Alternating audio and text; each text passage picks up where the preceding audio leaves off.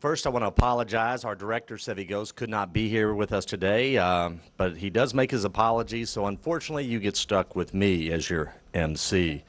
So welcome all, and what a great day to celebrate another success for Metro Parks and Recreation. Just like the weather we've been having lately, we are on fire. We had a couple of good weeks.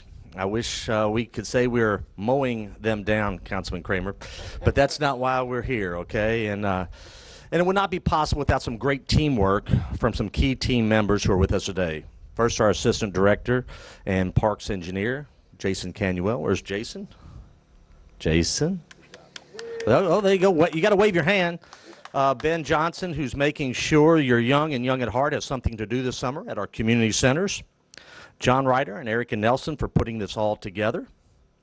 We also have Martha Bernard, John Swintoski, Milana Boz, Lisa Height with our Planning and Design Division, and Easy Construction, Mr. Ed Davis, I believe. Ed? All right. Big round of applause for Ed. His company, Easy Construction, was the one that did the most spectacular work on this, fitting this into and actually kind of mimicking some of the golf course clubhouse. Last, Ken Parker and his staff for making sure the grass was mowed and we were ready for our customers here today. Sorry, Mayor, I had a little shameless plug for our Parks and Recreation team, and I think the Mayor said it best last week at the Bryson Tiller press conference, there's no shame in Marty's game. So with a great segue, and without further ado, and no musical introduction, a man who believes in continuous improvement, a leader who does believe in the motto of anything is possible here, our mayor of this great city, Mayor Greg Fisher. Thank you, Marty, and I do too want to thank all of our Parks and Recs folks. This is a huge job that you guys have covering these 400 square miles in the city, and you guys are at it 24/7. I appreciate it very much. Well, thanks everybody for coming out here today. It's great to be in Southeast Louisville in the district of Councilman Stuart Benson today to officially open this beautiful new center with this wonderful overlook here as well. I want to thank the Councilman Benson, Councilman Kevin Kramer, Councilman Robin Engel, Marty, Sevy Ghost, Jason Canuel, and the entire team here who have really put this project together. And it's really taken teamwork to get this done, and you're going to hear more about this later. We are off to a great start this summer for kids in the area, and it's easy to see why with here in particular with this really beautiful new shelter.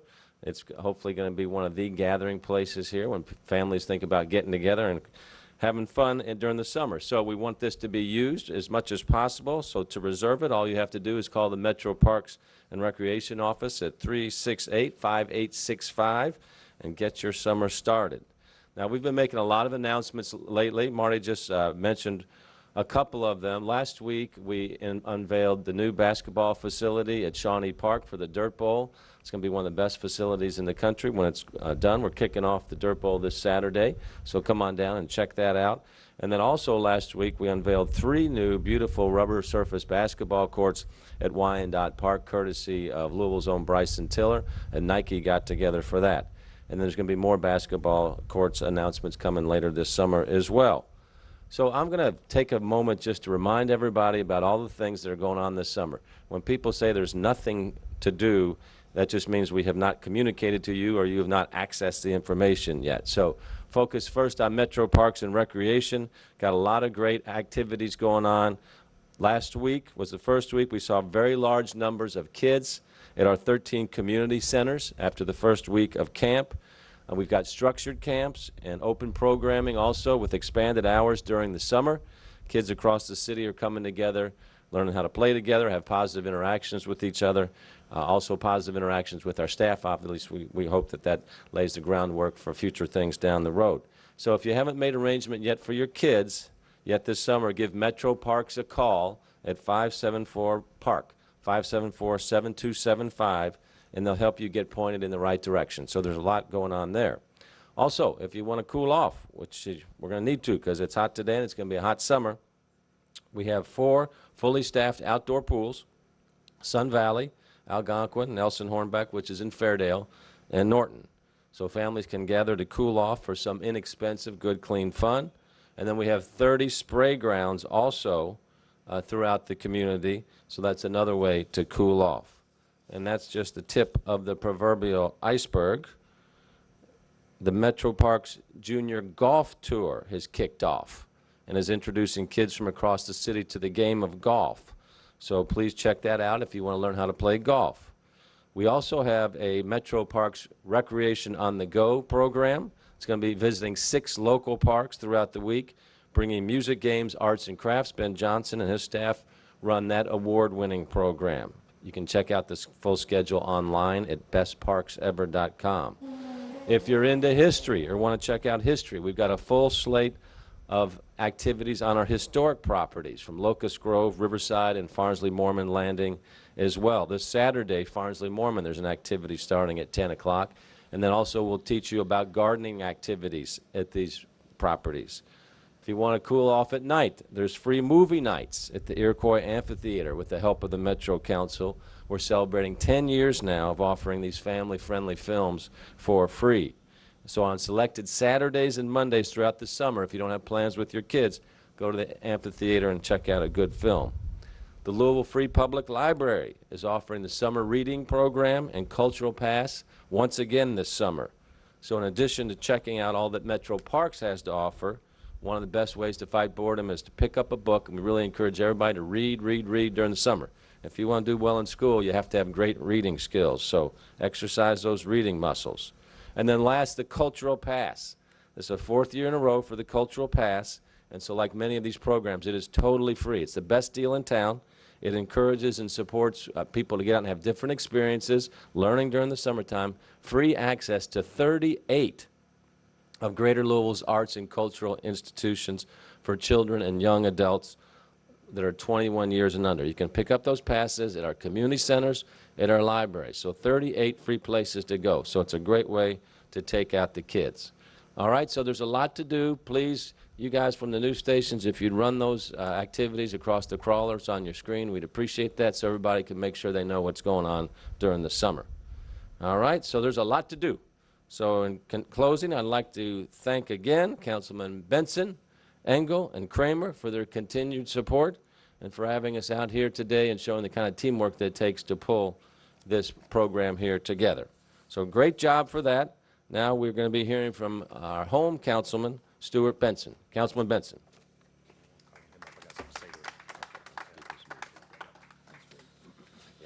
Thanks, Mayor, for being here. And as he said, there's a lot of possibilities in our community. You know, as we have systematically stuck to our master plan and have been slowly but surely making noticeable improvements to Vettiner Park and Golf Course, since merger, we have spent close to $2 million on golf course clubhouse, course upgrades, and most recently to the Vettiner Park. That was renamed for Charlie Vettiner, the old parks director. And then a huge round of applause for your council member who has been battling to make sure this was possible. You see my reoccurring theme all day. Councilman? Thanks, Marty. I want to thank everybody to come out today. This is a humbling experience to me. Everybody says I cut myself. I never cut myself down, but sometimes I like to give credit where credit is due.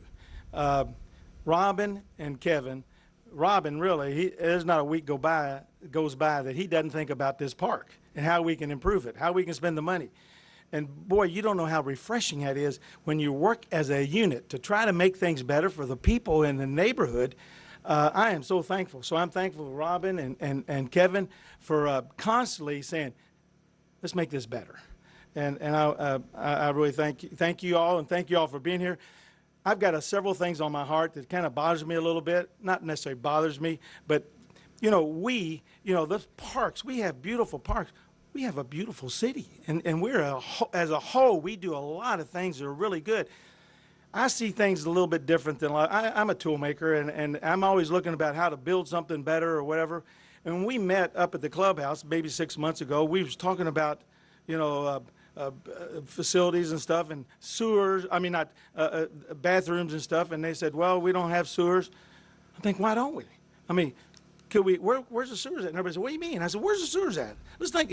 Here's a street down here, Marydale, that doesn't have sewers, and it's coming into our parks. And Robin and I years ago thought we could make that street a park-like street. Well, do you start it and then you tear it up? If we could get sewers down the center of the street, which would bring the cost of bringing sewers to the park so much cheaper, make the street really beautiful. And so those things sometimes people don't see, but those are the things we need. Infrastructure. Last week I was going into the council meeting, and there's a reporter. His name is Philip Bailey. Nice kid. He's always nice to me. But he said, "You're supporting this. You're sponsoring this 20% for the sewers." And I said, "Yeah, he said, "Does that mean you're voting for it?" And I said, "I think everybody needs to be a chance to be heard." I said, "Let me ask you a question," and I don't know if he remembers this, or maybe I didn't, because I asked this to a lot of people. I said, Louisville was the first city in Kentucky to have a sewer treatment plant. You know when that was? And I hear people, I had so many days say, 1800s, 1900s, 1958. I lived on a street called Homeview Drive over by Churchill Downs. In 1954, they put sewers in our front yard, our street. Never did I realize, every time I flushed the toilet, it went right into the river where we was swimming and fishing. And so you think, well, have we done it, has MSD or whatever done a great job? People can point fingers at everybody. We have sewer lines on Broadway that were built during the Civil War. If you look at the map of MSD, red spots in Portland, they're 100-year-old. Last year and even now, we're replacing sewers in Camp Taylor.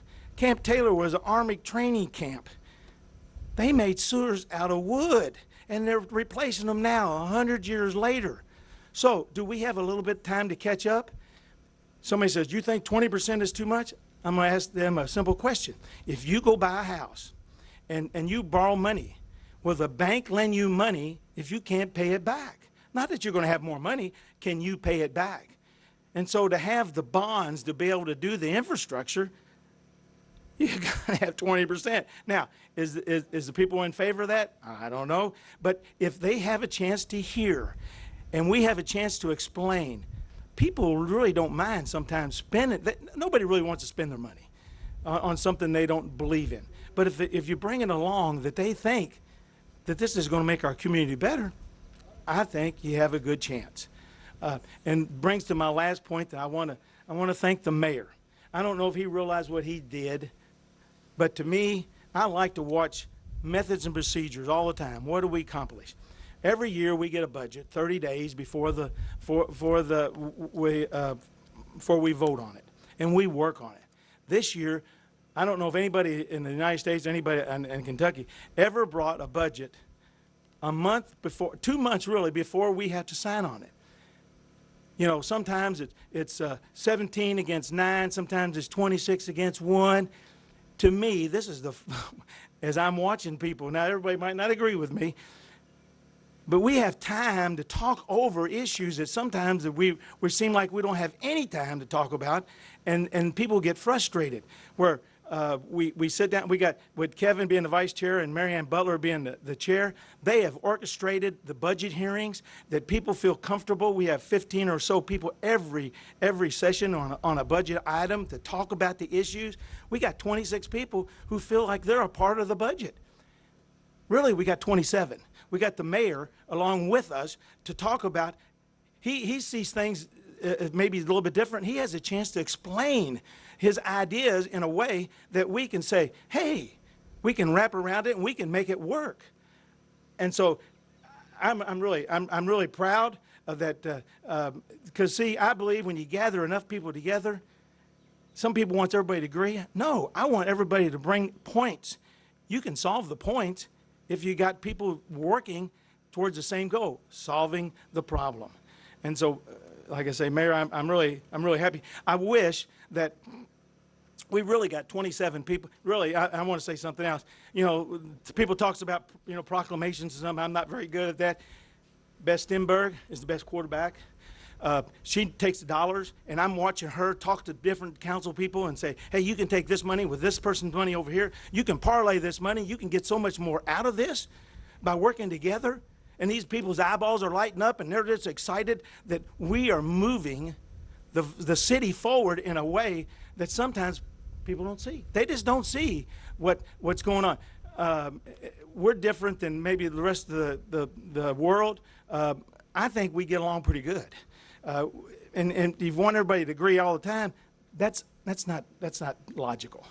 And so we have a good cohesion of people. And one of the things I wish that we could do, we have a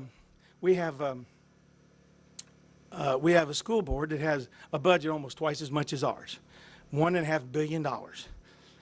And we spend 2 months on our budget, and really most people can see that it's been thought out, and everybody's had a chance to be heard, and it's worked out. It's working out great. Here we got 7 people on a board to deal with $1.5 billion. I mean, I wish that the mayor, you could say, hey, can we help you all navigate your all's budget, make it transparent so people don't feel that their money for the school system is being wasted. If they understand how the money's being spent, because that's what people want. They want to know, are we really doing as good as we can? And sometimes we really are, but nobody knows. And so we need to make sure that other people don't stumble and fall. So thanks, Mayor. Thanks, Marty. I'm sorry, too long. No. I mean, you just reminded us that it really is, to move this community forward, it takes big like-mind thinking, because we all do have to come together. And Councilman Benson, I hope this is a similar give back like you gave me once, huh? You said you were a tool maker. About in 2003, you gave me that little key ring thing, and I still have it. So speaking of give backs, our next councilman has to search out for his possibilities, because unfortunately he doesn't have any parks, golf courses, community centers, cemeteries in his new district. So he gets to wander around just like the old Indiana tagline and pick and choose which projects he would like to contribute to and make a difference in our community. A very strong supporter of our parks and recreation across our community, Councilman Kevin Kramer. Thank you, Marty, for those kind words. I appreciate you guys being here, Mr. Mayor. We're always glad to have you out in our part of town, so thanks for stopping out to see us.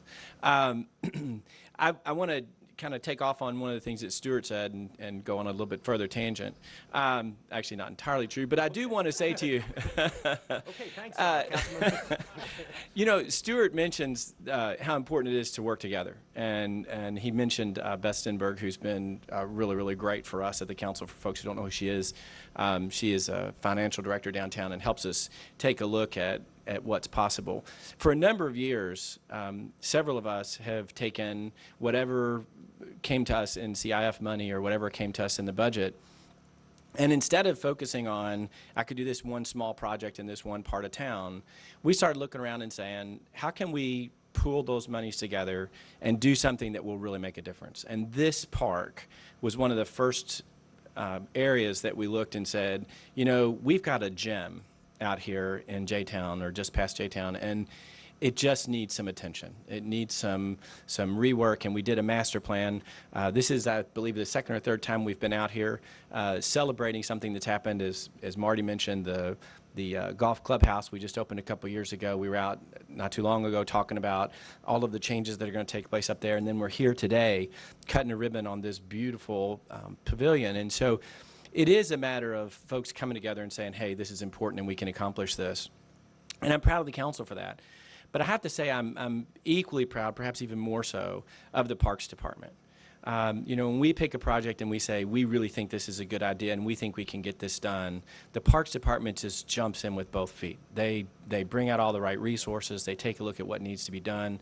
They figured out how to get it done in a cost-effective way so that we can do these kinds of projects. And it's not just here at Vittiner. It's across the community. And I'm really proud of the mayor for mentioning this morning the number of different activities that go on. You know, we hear all the time, you know, folks are bored, folks are bored. With all the work that goes on through the Parks Department, there's really no reason for that. The cultural past that Louisville has helped with is incredible. So I just want to say again, thanks to the Parks Department for this shelter. Thanks for all that you do in all of our parks. And get out and enjoy the weather and enjoy what it is the parks have done for us. So thank you. Thanks, Councilman. And as the mayor mentioned, it does take teamwork to make this stuff happen. And I hope you make it to all 9, or actually 10 golf courses with the First Tee UPS golf course this year. And recently you broke 90, I understand, but I can guarantee you, hold up, it wasn't at Vittiner. I can tell you straight up, it was not at Vittiner. Not going to be, it's going to be said. Next up, a huge supporter for Vettiner Park and Fern Creek Park, because he too believes our community is bigger than just his district. I can remember some very long conversations when Vittiner Clubhouse was being discussed, and without Councilman Engel's support, we probably would not be here today where we are. Just like the beautiful park setting, his leadership is what helped systematically start making improvements at Fern Creek and simultaneously here at Vittiner. Councilman? Thank you, and I know it's hot, and I will be brief, but I just have to look back a little bit on where I came to this project, if you will. And it was at our town hall meeting in Fern Creek several years ago, after the Long Run clubhouse was built in the East End. And I looked at that clubhouse and I said, "Oh my goodness, this is a gem. This is a beauty. Marty, why can't we do this in Fern Creek, J-Town?" And so when the Mayor Abramson, and his team came out for a community conversation one night to Fern Creek, I said, I am going to grab Jim McGovern and haul him over to Charlie Vettiner Park, Charlie Vettiner Clubhouse. I consider the clubhouse, the park, the golf course of one entity. So I brought McGovern over here and I said, "Have you ever golfed here?" He said, "I think so." I said, "Okay, have you ever stopped after your 18 holes of golf and had a beer in this place over here?" And I said, "No, I don't think." Folks, that started the process, I believe. And Jim McGovern and Mayor Abramson, we put a plan together and we built a beautiful clubhouse thanks to everybody that's standing behind here. So that's one of my pieces of history of how I came to just love this whole area. I live 5 minutes from here.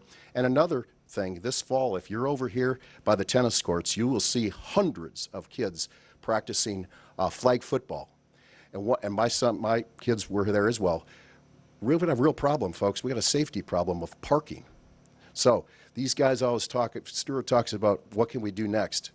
I'm going to continue to hound anybody that will listen, okay, what our next capital project and spending will be. And I believe we need to get this parking straightened out, get cars off the grass when they come for practices, get these tennis courts moved on because they do need some help. So Mayor, I will be coming to you, as you know, and you know I will, and I'm not bashful. And you know, this Mayor, just to let everybody know, we have a lot of good things going on and in common. We always laugh at each other when we see each other in Fern Creek. Why? Because the Mayor, with all due respect, and he should, says that he's from Fern Creek, and he is. That's good. He knows what's going on out here, folks. So I always like to see the Mayor out in these districts. So anyway, I think that was short. I know my wife would think it was, so thank you all. God bless. It's hard to believe McGovern didn't stop at a golf course and have a beer. That's just mind-boggling to me. Thanks, Councilman, and I look forward to this year's budgeting process and what the future has in store next for Vittiner. I believe Jason has been discussing the active recreation area. Then one day soon, hopefully soon, we'll have some sewers and upgraded facilities. So I want to thank everyone, Mayor Fisher, council members, and you all for being here today. Thank you all. Oh, let's cut a ribbon. Let's cut a ribbon.